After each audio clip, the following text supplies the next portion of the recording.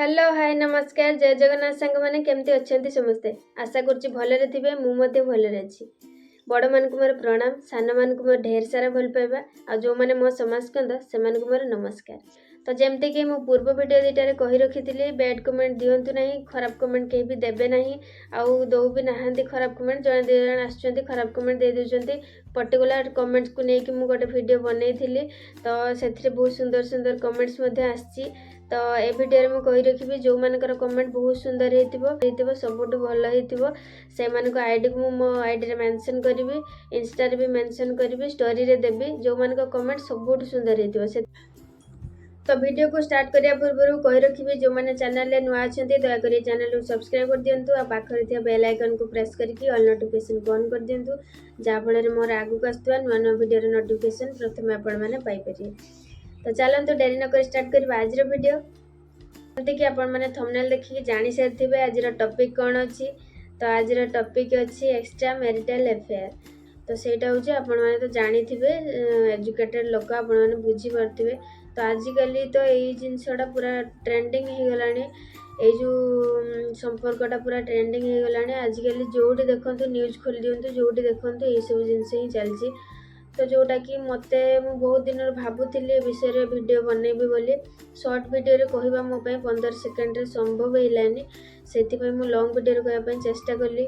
मुझे जानी ये वीडियो करी भूल करुच्ची कि ठीक करुच्ची कि किए कौन मत कह से जानी हुए वीडियो पर मत बहुत गाली भी पड़ पारे किए कौन खराब नेगेटिव कमेंट भी आसीपे किंतु दया करके मत नेगेटिव कमेंट देवे ना मो मन भितर जहाँ अच्छी मुझे आपण सामने कहूँ जदि आपण मैंने मत बुझापी चाहूँ भलरे भी बुझे पारे आउ से दयाक नेगेटिव कमेंट देवे ना। आउ जो मानकर कमेंट बहुत भल हो आगर भी कही रखी से कमेंट को से आईडी को मो जो इंस्टा आईडी रे मेंशन करी स्टोरी रे देवी जो मान कमेंट सब सुंदर हो समस्त दया करके कमेंट दिंतु कमेंट देले ही मत खुशी लगे मत मोटिवेट फील हुए। तो ये कथा। तो ये वीडियो ये टॉपिक रे मुझे वीडियो बनाऊँगी कारण बहुत दिन मोर गोटे इच्छा था ये वीडियो ये टॉपिक रे मोर वीडियो बनवाई। तो ये बनाऊली कारण किए कौन कहीदेवे कौन करेंगे से भावे किंतु मु देखिली जे यही जिनस बहुत जन घर भांगी जाऊँगी बहुत सारा संपर्क नष्ट हो जाऊँगी स्वामी स्त्री संपर्क किसी दिन बाहागर कि बहुत वर्षर बाहागर भी नष्ट हो जाऊँगी। तो बह पर देखि आपण मैंने प्राप्त वयस्क जो मानकर 50-60 वर्षर स्त्री लोक भी से पड़े जाऊँच अल्प बयसर पिला सहित से कौन भल लगुच से तो मुझे तो से पड़े जाऊँच थे से भाविबा दरकार जे तांकर पिला छुआ अच्छा जो मैंने यंग अच्छा पुओ मैंने से तो बाहासा होना सी जीवे किसी दिन रखिए तापर पुणी छाड़देवे तुम भाविच तुम अवस्था कौन हम तुम जो पड़े जाऊँ स्त्री लोक मैंने तुम संसार को छाड़ी तुम पिला छुआ संसार को छाड़ी देकी तुम जो चल जाऊँ से कौन तुम ठीक कर नुहे ना। गोटे नारी हिसाब रे गोटे नारी को कहवाटा ठीक कि भूल से तो मुझे जानी तो मत जोटा ठीक लगे मुझे कहली। तो सेमती करनी बाहा सारापर गोटे स्त्री ता स्वामी को छाड़देले आउ क्या विषय भावटा ही भूल तथापि आज तो कलिजुग एटा तो कलिजुग हो गला। तो ये कई ये कथार अर्थ को किए बुझुची कई बुझुना छाड़ू से कथा आउ मत कहे मुझे जो जिनस गुड़ा कहे मत कहे प्रवचन मारुची कि कौन मत किए कौन ना नेगेटिव कमेंट देदेव। तो छाड़ू जी जहाँ कहतु जी जहाँ भाबार अच्छी भावतु मोर से किसी कहबार ना कि मुझ समाज को किसी मेसेज देवाक चाहूँगी समस्त किसी परिवर्तन करने चाहूँगी कारण मुझे देखुँ ये जिनस बहुत जन घर भांगी गला बहुत सारा संपर्क नष्ट हो जाऊँगी स्वामी स्त्री सुंदर संपर्क पिला छुआ गुड़ाक नष्ट हो जाती पिला छुआ सुंदर भविष्य नष्ट हो जाऊँगी जो भाविली वीडियोटा गोटे बनवाई। तो देखु भल पाइबाटा किसी भूल नुहे जो भाई मान को स्पेशली वीडियोटा मोर भाई मान जो भाई माने विवाह से माने बाहासा हो नथिबे पूरा यंग अच्छे किंतु जो माने जो स्त्री लोक माने बाहाइछंती स्पेशली भल पांतु आपन को मु मना करनी भल पाइबे भल पाटा भल कथा जदि भल पायर अछि गोटे झियो को भल पांतु नले गोटे विधवा स्त्री लोक को भल पांतु कथाटा टिके ऑल लागुथिबो मो कथाटा किंतु देखिए आपण माने देखिथिबे बहुत कम बयस भी बहुत झियो माने अच्छंती ताको स्वामी माने चली जाउछंती आपण माने देखिथिबे से केते कष्ट रे से माने बंचुछंती केवल सेटा ही से माने ही कहि परिबे। ଆମେମାନେ ସେସବୁ ଜିନିଷକୁ ଫିଲ୍ କରିପାରିବାନି। ହଁ ଟିକେ ମାତ୍ରାରେ ଆମେ ଫିଲ୍ କରିପାରୁଛୁ, କିନ୍ତୁ ସେମାନଙ୍କ ଜୀବନଟା କ'ଣ ହେଉଛି, ସେମାନେ ସେ ରଙ୍ଗହୀନ ହେଇଯାଏ ତାଙ୍କ ଜୀବନ। ସବୁ କିଛି ଥାଇକି ବି କିଛି ନଥାଏ ତାଙ୍କ ପାଖରେ। ସ୍ୱାମୀ ଚାଲିଗଲା ପରେ ଗୋଟେ ସ୍ତ୍ରୀର ଅବସ୍ଥା କ'ଣ ହୁଏ ସେଇଟା କେବଳ ସେ ହିଁ କହିପାରିବ। ମୁଁ ଦେଖୁଛି ବହୁତ ଜଣ ଅଛନ୍ତି। ତ ମୋ ମତରେ ଯଦି ଆପଣ ଭଲ ପାଇବାର ଅଛି, ଆପଣଙ୍କୁ କାହାକୁ ପସନ୍ଦ କରିବାର ଅଛି, ଯଦି ଆପଣଙ୍କୁ ସ୍ତ୍ରୀ ଲୋକମାନେ ଏତେ ପସନ୍ଦ ଆସୁଛନ୍ତି, ତାହେଲେ ଆପଣ ଗୋଟେ ବିଧବା ସ୍ତ୍ରୀ ଲୋକକୁ ହିଁ ପସନ୍ଦ କରନ୍ତୁ। ଆପଣମାନେ ଦେଖିଥିବେ ବହୁତ କମ୍ ବୟସର ଝିଅମାନେ ଅଛନ୍ତି ଏ ଦୁନିଆରେ, ଯେଉଁମାନେ ସମାଜ ଭୟରେ ଭଲ ବି ପାଇପାରିବେନି କି ବାହା ବି ହେଇପାରିବେନି। ସମାଜ ଭୟରେ ସେମାନେ କାହା ସାଙ୍ଗରେ ଦି ପଦ କଥା ବି ହେଇପାରିବେନି।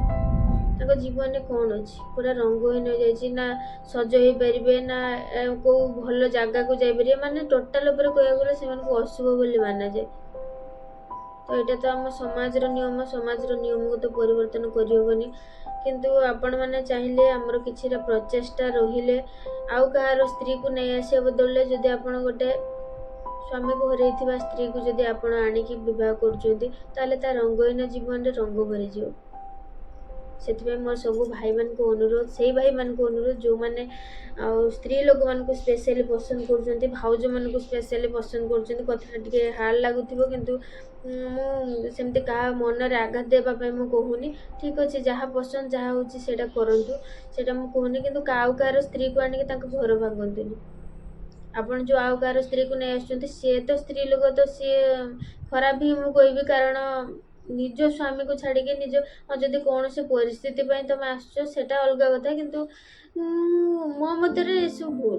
ଅଛି ଏକୁଟିଆ ରହିଯାଉ, କିନ୍ତୁ ନିଜ ସ୍ୱାମୀକୁ ଛାଡ଼ିକି ଆଉ କାହା ସାଙ୍ଗରେ ଯିବାଟା ହିଁ ଭୁଲ। ଏଇଟା ବି ମୋ ମତରେ, ଏଇଟା ମୋ ମତ।